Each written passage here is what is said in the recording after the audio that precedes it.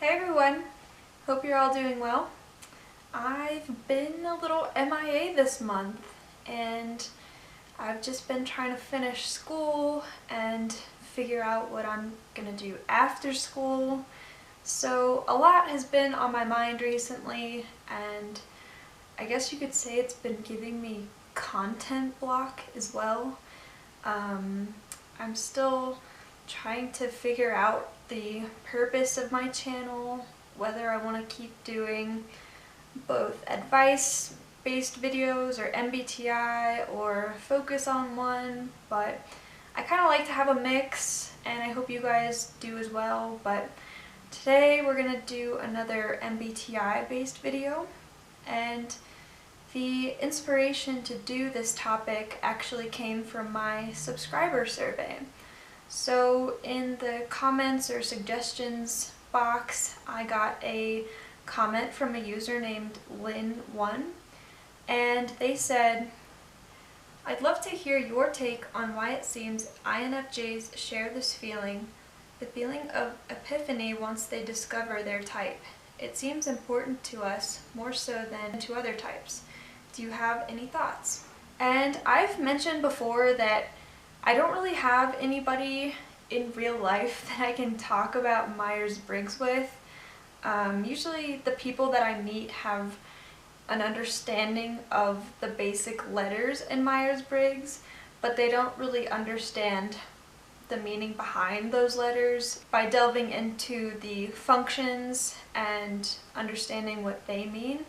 So this channel gives me an opportunity to talk about Myers-Briggs more in depth, and I think all INFJs can relate to the fact that we all become very enthralled with this personality theory as soon as we learn about it and learn our type. And I came up with 3 reasons why I think that we become so interested in Myers-Briggs. These are all based on my own personal experiences, so I don't know if you guys will relate to these or not. So if you don't, then I would love to hear your reason as to why you love Myers-Briggs, and we can get a discussion going in the comments, because I really want to hear your opinions and your experiences with using Myers-Briggs. So without further ado, let's just get started with the reasons. So the first reason why INFJs like Myers-Briggs so much is that it makes us feel like we belong somewhere.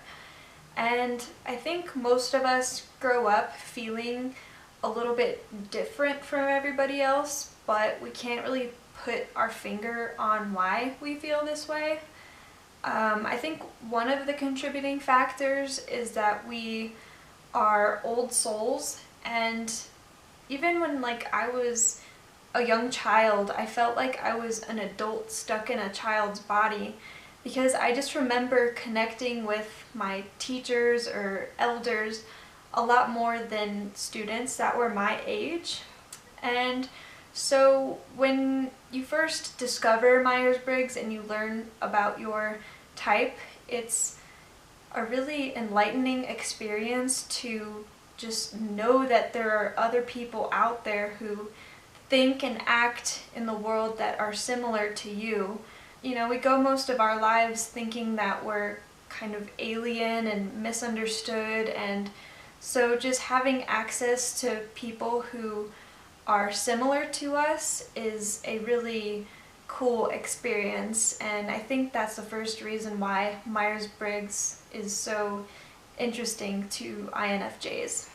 The second reason why we like Myers-Briggs so much is it allows us to discern our own behavioral traits from the ones that we absorb from other people.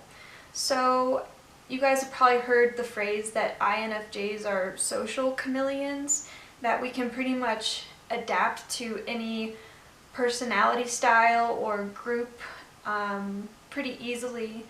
And we not only do this to maintain harmony with the group, but we also want to show people that we're similar to them so we can build rapport and so that they can trust us enough to tell us things about them or let us help them in some way. We just want to feel useful to other people, and so Myers-Briggs helps us do that. I think one of the biggest factors that I sometimes become confused about is decision making. A lot of times I really question whether I'm making decisions to make other people happy because I don't like to see them disappointed in me, or if I make decisions that are benefiting me personally because I made that decision. And my boyfriend Daniel, who's an INTJ, doesn't seem to have that type of dilemma going on in his head at all. He knows what he wants and he makes decisions based on what he wants. But a lot of times I find that I make decisions to benefit other people more so than they're benefiting me. So when we're adapting to other people's personality traits, it makes us lose sight of ourselves, especially when we're in the presence of that other person. And so reading about functions and understanding how we act and behave in the world is really helpful for us to discern which behaviors are ours or which ones that are being influenced by the people around us. The third and final reason why INFJs like Myers-Briggs so much is that it helps us understand different personality types so that we can connect with them on a deeper level.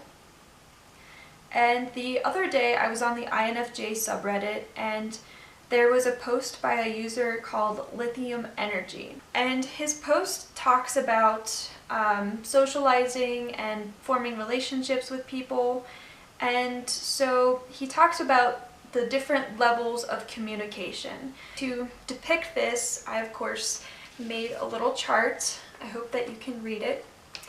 But at the top here, we have low risk levels of communication. So with pretty much anybody you can engage with.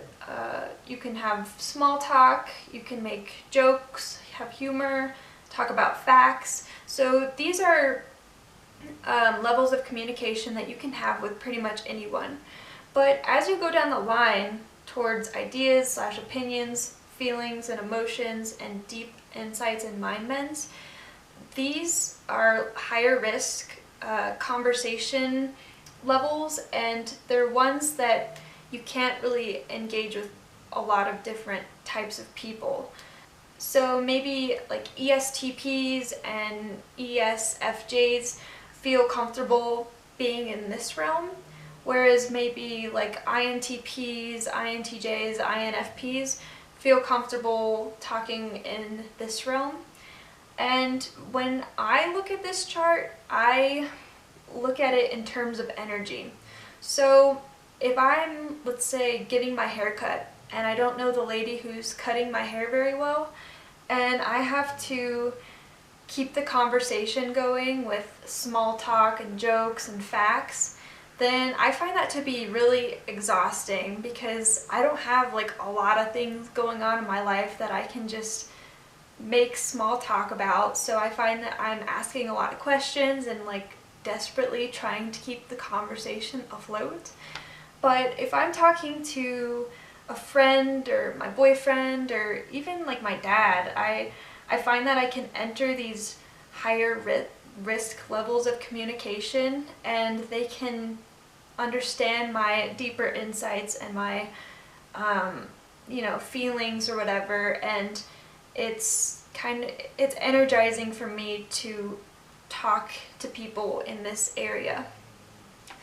And I want to read the last paragraph in Lithium Energy's post, and then I want to tell you a story that relates to it. So he says, I think what is special about small talk / humor is that our depth will be intuitively noticed by those who deserve to know about our deeper parts. Conversation will organically venture into deeper levels, but there's something romantic about trying to maintain small talk / factual / humorous conversation, and letting the other person attempt to figure out our deeper thoughts and feelings. It's a challenge and is what makes us interesting and mysterious. It's what goes unsaid, yet is lightly inferred or implied, that makes it so romantic. And I had something happen to me last semester in school that I didn't really think much about until I read this post by Lithium Energy. I had an assignment in class where the teacher made us gather 18 words from people who know us, and then based on those 18 words we had to write a paper basically assessing how people perceive us. And so me being the rule breaker that I am, I'm like, well, I only have 5 people in my life that truly know me.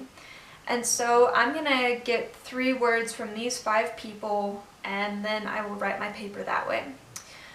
So I sent out an email to these 5 people, and I'm like, hey, this is my assignment, can you give me 3 words? And my dad misinterpreted my email, and he ended up forwarding my email to like some of my family members, so aunts and cousins, and so I got this influx of like 3 words from all these people who I didn't want words from, and I was a little bit upset by this because whenever I see my family, it's usually at large gatherings. So when I'm in like large social gatherings, I'm bringing out these low levels of communication to get through the night or get through that experience. So I didn't really feel like my family members knew these deeper sides of my personality because all they were seeing was this side of myself. So one of my aunts had given me a phrase as one of the 3 words, and the phrase was, "Still water runs deep."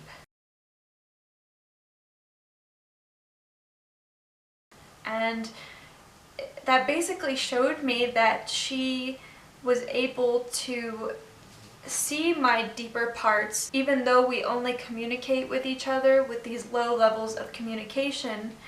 And it was kind of cool, and I didn't really appreciate that she described me that way until I read this post by Lithium Energy. And because she was able to pick up on that by just seeing through these low levels of communication, it really shows me that she's worthy of seeing the deeper sides of my personality, and it just makes me wonder who else can see that side of me when I'm just trying to adapt to the other person's conversation style. And really quickly, I just want to address one of the biggest drawbacks of Myers-Briggs, and that is how you use this tool. So if you're using this tool to better understand yourself and other people so that you can connect with them on a deeper level, then that's fine. But if you're using this tool as a way to define your personality and you're only acting in a way that supports what you believe about your personality and how it should behave, then that's where the true danger of Myers-Briggs comes in. Just because we use similar functions and we have similar ideas and act in the world in similar ways doesn't mean that we're all alike. We all have our unique backgrounds, experiences, and thoughts, and those are what truly make you a unique person.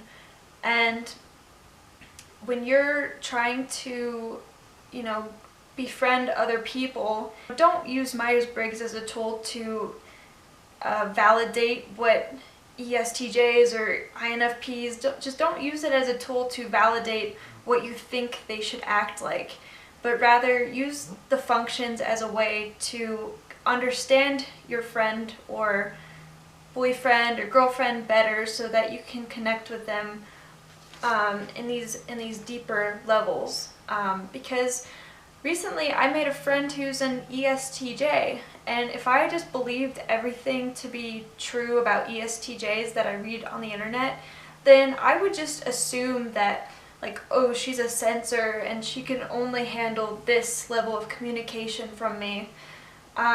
Because, you know, for some ESTJs that may be true, but my friend has proven to me that she's very receptive to me when I reveal these deeper levels of my personality. And that's just something that you don't really expect from certain types. So just give people a chance, understand how they work, but use it to your advantage to start revealing deeper sides of your personality. Because I think INFJs feel misunderstood because we're so adaptable to other people's personalities and we want them to see that deeper side to us, but MBTI can be used as a tool to engage with them further and then reveal the true parts of ourselves as time goes on. Anyway, I hope you guys enjoyed this video. I promise my next video will be my Q&A. I got a lot of good questions and I have some cool ideas for that series, so appreciate your support and I will talk to you very soon.